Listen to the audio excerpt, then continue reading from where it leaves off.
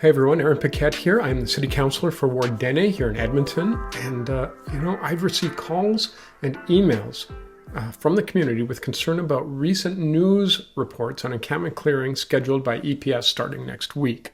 Your calls, direct messages, and emails are coming from a place of extreme compassion and care for your neighbors who are living rough right now. From our understanding, this operation is being led by Edmonton Police Services, or EPS, and this was not a council-directed decision. Council did not receive advance notice of this decision to close encampments by EPS. This has far less restrictive policies around encampment response than the city, and with that in mind, and with care of residents in mind, the city is providing crews to support EPS through cleanup. Now, it's no secret that encampments are a direct symptom of broader social issues affecting Edmonton and many other cities right now. Things like lack of safe and accessible shelter spaces, a shortage of affordable and supportive housing, a mental health and addictions crisis without medical support, and family impacts and intergenerational trauma, to name a few. It's important that we work not to vilify those Edmontonians who are without adequate supports and, as a last resort, are living in encampments. It is not a crime to be poor, to battle with a mental illness, to suffer with an addiction, to just have trouble and challenges. These are not crimes.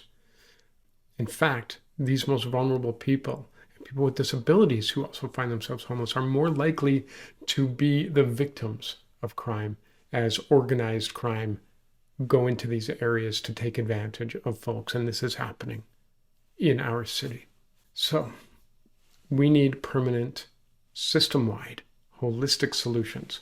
We need investment in affordable housing to the tune of tens of millions of dollars and real, human-centered programming for mental health and addiction support that is evidence-based, peer-reviewed, and has a proven record of success.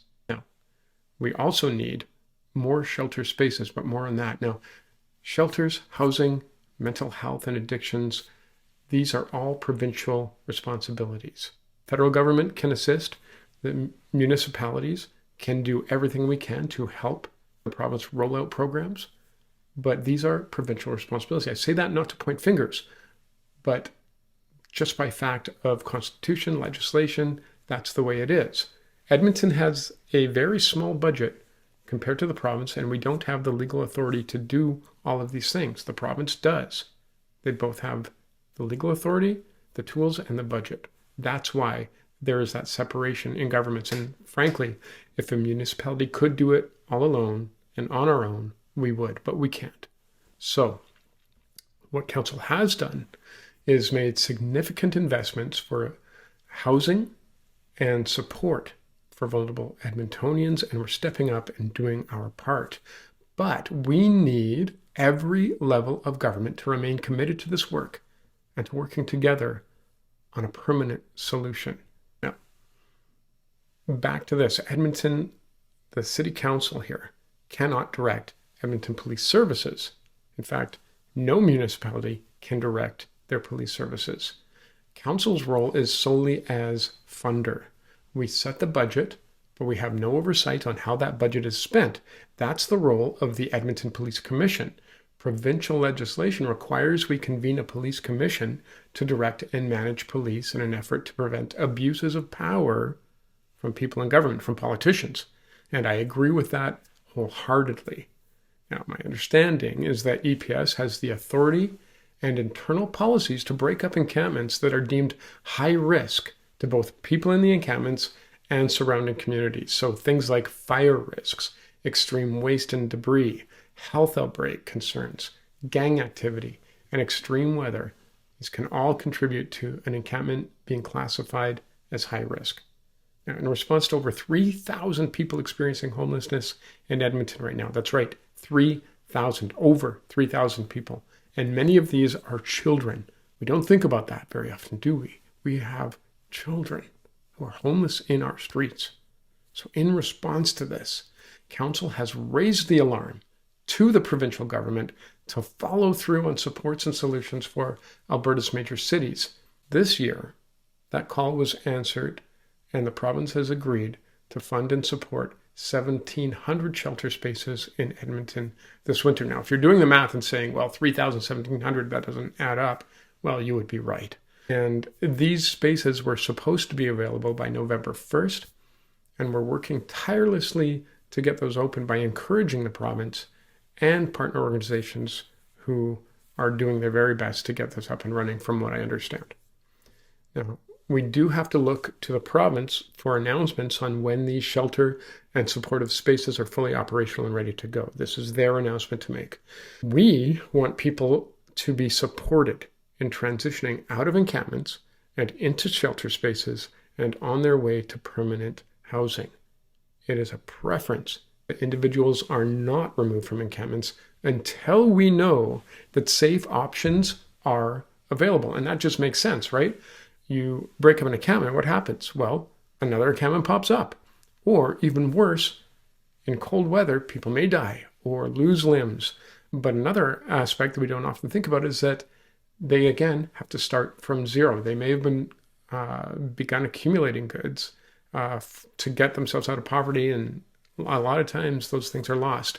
But what is also lost is the connection that folks have had with social services in order to start moving themselves into the right direction. They are starting from zero again because that point of contact is now gone. So these are some of the challenges. But again, EPS has their own policies and approach toward encampments that are not captured by our policy. And I hear you and understand that communities are looking for more notice and an explanation of what the plan is. Yeah, these are great questions. And I would please encourage you to reach out to the Edmonton Police Commission, share your feedback and concerns. Also reach out to the province for the exact same reasons. Request information on how they plan to support people through this period. We would like to see transparent and detailed plans on how EPS will approach this going forward and on how the province will approach this going forward. And after discussions with my colleagues and the mayor has asked the city manager to review how these decisions are made and how everyone, including council, our community partners, and you, are informed. So that is, I hope, an explanation, at least in small part, of what you see happening and what you're hearing in the news. Now I'm going to share something that maybe is not prepared. Let me put it this way. Every family in Edmonton is affected by mental health and addictions crisis in our streets. Every family, whether it's in your own family, in your extended family, or with a neighbor or in your community, everyone is impacted. And in my own family, we have recently been, in the past couple of days, lost a very dear member of our family. And so so my Christmas wish would be that all our government partners, all levels of government, put aside your differences. Put them aside, especially now at this Christmas season. Give up the rhetoric. Give up the politicking. Give up the opposition gotchas. Give up the pointing fingers and the games. Because we have real issues in front of us, real lives. Our communities are asking us to work together to fulfill the sacred promise that we swore an oath to when we stepped into public service, which I feel is a sacred responsibility. Let's come together. Let's work together. Let's get rid of our need to be right or for someone else to be wrong and just do the work. That would be my plea. And I believe it's the plea of all of our constituents. If I can borrow the words of a wise man who said, "When you do it unto the least of these, my brethren, you do it unto me." He also said, "Love thy neighbor." Let's get together. Let's get this done. Our door is open at the city. We are ready. Merry Christmas to everyone. Aye, aye.